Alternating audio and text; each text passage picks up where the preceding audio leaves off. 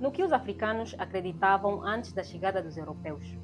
Disseram que tudo nosso era do diabo, que os nossos ancestrais eram bruxos e que os nossos rituais eram maldição. Mas e se eu te dissesse que isso não foi espiritual, mas sim político? Antes da chegada dos europeus, os povos africanos já tinham uma espiritualidade profunda, organizada e viva. Cada povo tinha um nome. Os Yorubá chamavam a Deus de Olodumare. Os Bantu diziam Zambe e em Ghana era conhecido por Nyami. Entre o Congo, Deus era conhecido pelo nome de Kalunga. Esse Deus era único e criador de tudo.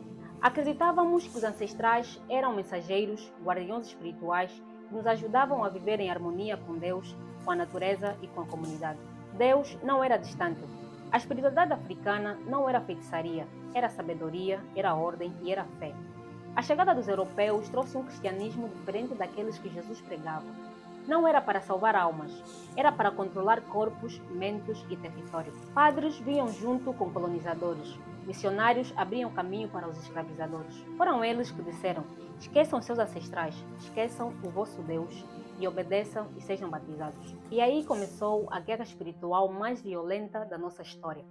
Uma guerra que não se lutava com espada, mas com bíblias distorcidas.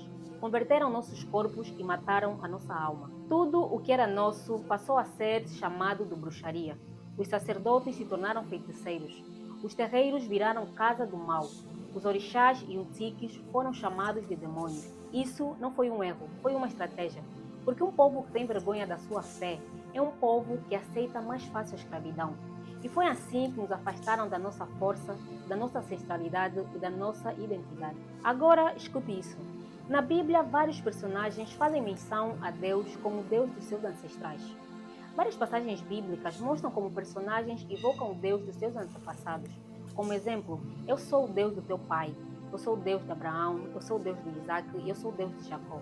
Eles invocam os seus ancestrais com forma de fé, e isso é visto como sagrado. Mas se um africano dizer: invoco o Deus dos meus antepassados, o espírito do meu avô, da minha linhagem, chamam a isso de feitiçaria. Mas e por quê? Quem ensinou isso?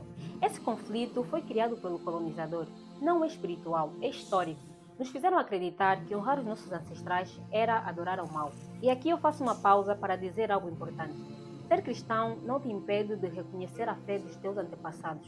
Defender as tradições espirituais africanas não significa abandonar Jesus. Significa dizer: os meus ancestrais não eram selvagens, eles eram espirituais, eles eram humanos e também eram filhos de Deus. Respeitar as religiões de matriz africana não é desrespeitar o cristianismo, é reconhecer que a fé africana existia muito antes da escravidão. Agora, responde-me uma coisa: honrar os nossos ancestrais é pecado ou é resgatar nossa liberdade espiritual?